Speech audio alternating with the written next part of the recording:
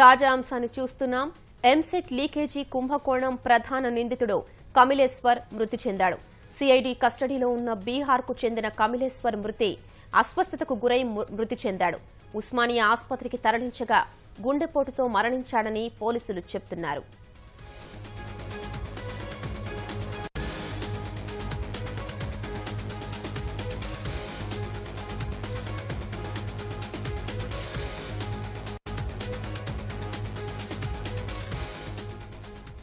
EAMCET leakage కుంభకోణం ప్రధాన నిందితుడు కమిలేశ్వర్ మృతి చెందాడు.